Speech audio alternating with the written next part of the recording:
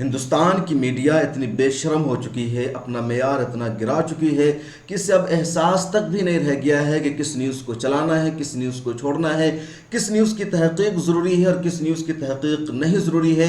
जो कहा जाता है, जो मन में आता है, वही मीडिया चलाना शुरू कर देती है।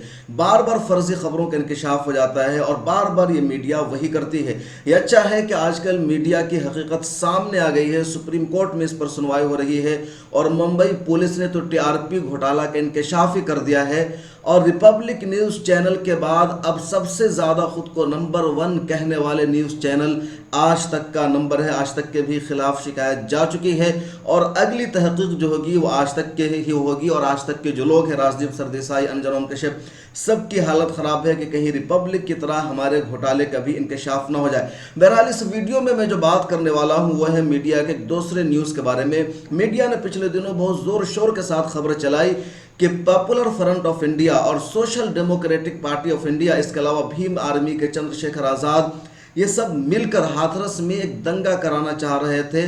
पॉपुलर फ्रंट ऑफ इंडिया को सबसे ज़्यादा टारगेट किया गया। शोषा छोड़ा था योगी आदित्यनाथ ने। उन्होंने कहा कि popular front of India, SDPI, Congress, Bhim army, ये सब मिल करके उत्तर प्रदेश में एक बड़ा दंगा कराना चाह रहे थे, फसाद कराना चाह रहे थे। इल्ज़ाम लगाते हुए वो यहीं पर नहीं रुके, बल्कि उन्होंने यहाँ तक दावा किया कि दंगा कराने के लिए बाहर के मुल्कों से, मॉरिशस से और कई सारी जगहों से 100 करोड़ रुपए की फंडिंग हुई है पॉपुलर फ्रंट ऑफ इंडिया को। कांग्रेस, भीम आर्मी और इन सब के पीछे पीएफआई का हाथ था। इतना सारा इल्ज़ाम लगाया योगी आदित्यनाथ ने। योगी आदित्यनाथ के इल्ज़ाम लगाने के बाद जो एजेंसियां हैं, मुल्क की जो पुलिस है, उन सब ने भी योगी की ज़ुबान में बात करनी शुरू कर दी। और उन लोगों ने भी कहा कि इस बात की तस्दीक हुई है कि पीएफआई को 100 करोड़ रुपए की फंडिंग हुई है। पीएफआई एक दहशतगर्द ऑर्गेनाइजेशन है, ये दंगा कराना चाह रहे थे। और मीडिया में तो सबसे ज़्यादा इसको हवा बनाया गया, यानी मामले का रुख ही बदल दिया गया। हाथरस का मामला था गैंगरेप का। मुल्क भर के लोग इंतज़ार कर रहे हैं कि हाथरस की मुदस्सिरा लड़की को इंसाफ दिया जाए, उसके घर वालों के साथ इंसाफ किया जाए। लेकिन सरकार चारों रेपिस्टों को, चारों मुलजिम को बचाने की कोशिश कर रही है और उसको बचाने के लिए उसने पीएफआई को बलि का बकरा बनाने का मंसूबा बनाया और कहा कि पीएफआई फसाद कराना चाह रही थी। पीएफआई ने साजिश रच करके कांग्रेस और अपोजिशन पार्टियों से मिल करके उस लड़की का हाथरस में गैंगरेप कराया गया ताकि योगी आदित्यनाथ को, नरेंद्र मोदी को और बीजेपी सरकार को बदनाम किया जा सके। यहां तक योगी आदित्यनाथ ने कहा था। लेकिन अब ईडी ने खुद इस बात की तस्दीक कर दी है कि 100 करोड़ रुपए की फंडिंग बेबुनियाद है, ऐसी कोई खबर नहीं आई है। इन्फोर्समेंट डायरेक्टोरेट ने साफ एतराफ़ कर लिया है कि 100 करोड़ रुपए की फंडिंग की बात बेबुनियाद है, इसमें कोई सदाकत नहीं है, कोई सच्चाई नहीं है, बाहर से कोई भी रुपया नहीं आया है। हालांकि ईडी ने क्लीन चिट नहीं दी है पीएफआई को, जैसा कि जिस तरह इल्ज़ाम लगता रहा है, लेकिन इस बात की तरदीद कर दी है। इसी 100 करोड़ को बुनियाद बनाकर योगी आदित्यनाथ ने हाथरस गैंगरेप के मामले को उधर से इधर भटका दिया था। और हाथरस गैंगरेप जहां मजलूमों को इंसाफ देना था, लड़की के माता पिता को इंसाफ देना था, उनकी सुरक्षा को यकीनी बनाना था, लेकिन सरकार ने रेपिस्टों को, मुलजिमों को बचाने का काम शुरू कर दिया और उसको बचाने के लिए पीएफआई को बलि का बकरा बनाया गया। भीम आर्मी के चंद्रशेखर आज़ाद का नाम जोड़ दिया गया, कांग्रेस तक को इससे जोड़ दिया गया, आशुतोष को इससे जोड़ दिया गया। और न्यूज़ चैनल के जो एंकर है, जब वो लोग सच बोल रहे थे टीवी के डिबेट्स में, बहस में, तो ये न्यूज़ एंकर रोहित सरदना, अंजना, जो लोग सच बोल रहे थे, उनसे कहा जा रहा था कि आप पीएफआई के तर्जमान बन गए हैं, एक दहशतगर्द ऑर्गेनाइजेशन के स्पोक पर्सन बन गए हैं, आतंकवादी संगठनों की आप नुमाइंदगी कर रहे हैं, आपको शर्म आनी चाहिए ऐसी बात कहने पर। लेकिन अब ईडी ने कह दिया है कि 100 करोड़ रुपए की फंडिंग की बात बेबुनियाद है, कोई सदाकत नहीं है, कोई सच्चाई नहीं, यानी सफ़ेद झूठ है। इसका मतलब यह है कि योगी आदित्यनाथ ने झूठ बोला था। अब टीवी चैनलों का रवैया देखिए कि जो लोग सच बोलते हैं उनके यहाँ, उनको आतंकवादी कह देते हैं, आतंकवादी संगठनों का साथी कह देते हैं, उनका स्पोक पर्सन बता देते हैं। और अब खुद ईडी ने इस बात का इकरार कर लिया है कि 100 करोड़ रुपए की बात बेबुनियाद है, इसमें कोई सदाकत नहीं है। तो क्या ये टीवी चैनल वाले जो जजमेंट देते हैं, फैसला सुनाते हैं कि कौन दहशतगर्द है, कौन दहशतगर्द नहीं है, कौन सच्चा है, कौन झूठा है, तो क्या अब इसे भी, यानी ईडी जो मुल्क की सबसे बड़ी तंजीम है, जो इनकम के हवाले से तहकीक करती है, इन्फोर्समेंट डायरेक्टोरेट, क्या इसको भी कहेगी कि दहशतगर्द तंजीम है या PFI को बचाने का काम कर रही है? ये मुल्क एक अहम तंजीम है जो हर मामले पर तहकीक करती है और इस पर भी इल्ज़ाम लगता है कि तंजीम कहीं ना कहीं सरकार के इशारे पर चलती है, सरकार की मंशा के मुताबिक काम करती है।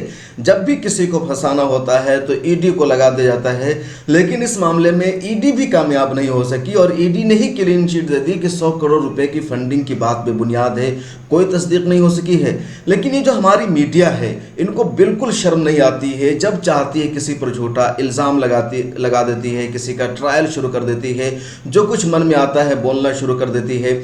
अब मीडिया क्या माफ़ी मांगेगी? बिल्कुल नहीं माफ़ी मांगेगी। पॉपुलर फ्रंट ऑफ इंडिया ने इस सच्चाई के सामने आ जाने के बाद मीडिया के रवैये पर शदीद तनकीद की है, शदीद रद्द-ए-अमल का इजहार किया है और कहा है कि मीडिया को अपने रवैये पर माफ़ी मांगना चाहिए।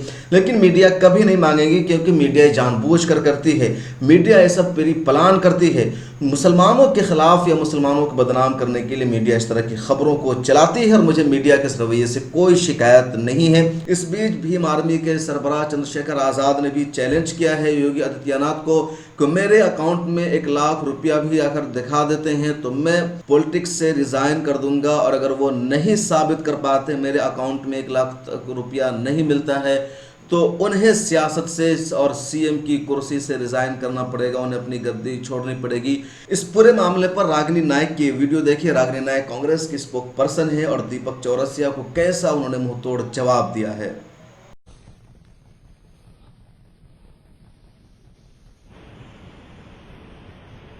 ये है कि उन्हें लगता है कि झूठ को अगर बार बार बोलो और बहुत तेज बोलो तो हर बार उसे सच के रूप में प्रस्तुत किया जा सकता है, पर ऐसी कवायद करते हुए वो अक्सर भूल जाते हैं कि काट की हांडी बार बार नहीं चढ़ती। पहले आपकी जो मुख्य रिपोर्ट है उस पर मैं बात करती हूँ। PFI, SDPI या कोई भी संगठन जो दंगा फैलाने की साजिश कर रहा है, एक बार नहीं, 2 बार नहीं, 2017 से इन संगठनों का नाम आ रहा है। कभी दिल्ली में आता है, कभी मुजफ्फरपुर में आता है, हाथरस में आता है। तो 2017 से लेकर अभी तक भारतीय जनता पार्टी के नेता, मोदी सरकार और योगी सरकार इन दंगाइयों के साथ क्यों खड़े हैं? इन पर बैन क्यों नहीं लगाया जाता? अगर 2017 से अभी तक सबूत इकट्ठे नहीं हो पाए तो ये किसकी नाकामयाबी है, ये किसका निकम्मापन है? पहला सवाल तो मैं ये पूछना चाहती हूँ। ठीक है, बिल्कुल वैलिड सवाल। आती हूँ, आपने कहा कि ED ने 100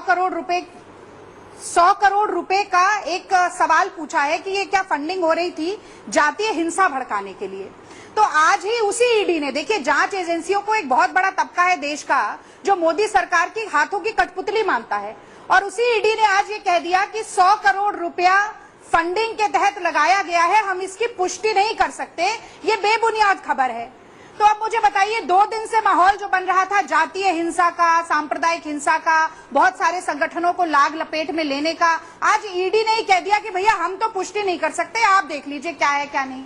और तीसरी और सबसे महत्वपूर्ण बात, दीपक जी ज्यादा समय नहीं लूंगी, मुख्य मुद्दा हाथरस की त्रासदी का है, न्याय का और इंसाफ का।